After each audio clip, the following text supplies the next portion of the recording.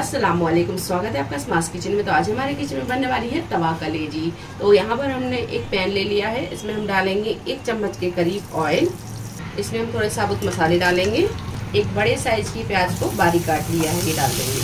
प्याज को हल्का गुलाबी होने तक फ्राई कर लेंगे। तो 1 चम्मच अदरक लहसुन का पेस्ट ये डाल देंगे। बस थोड़ी देर इसे भी भून लेंगे।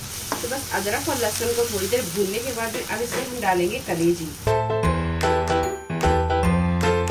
आधा किलो कलेजी हम इसमें डाल दिए और बस कलेजी को हम प्याज के साथ थोड़ी देर फ्राई कर लेंगे।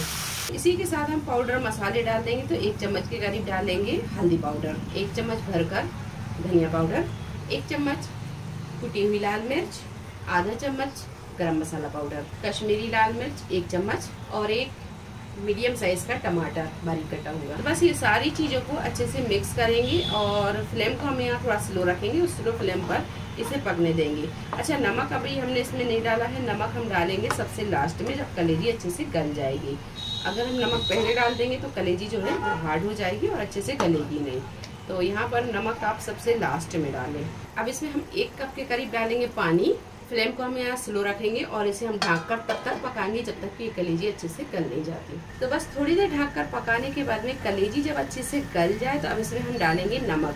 तो पहले आप कलेजी को चेक कर लें। ये देखिए, तो कलेजी को आप इस तरह उठाएं और ये देखिए कलेजी बहुत अच्छे से गल गई है। अब इसमें हम डालेंगे नमक। अपने टेस्ट के हिसाब से आप इसमें नमक डाल लें। तो हमने यहाँ पर 1 चम्मच से थोड़ा सा कम नमक डाला है। बस इसे 4 से 5 मिनट और पका लेंगे और फिर हम गैस को बंद करेंगे। तो पहले हम इसमें डालेंगे हरा धनिया और थोड़ा सा बारीक कटा हुआ हरा धनिया डालेंगे और इसे हम ढककर 2 मिनट और पका लेंगे। बस थोड़ी देर ढककर पकाने के बाद में ये देखिए तवा कलेजी बनकर तैयार है। हम गैस को बंद करेंगे और इसे हम कर लेंगे डिश आउट। अब इसे दाल चावल के साथ खाएं, ये बहुत मज़े की लगती है। तो बस एक बार इसे मिक्स करेंगे।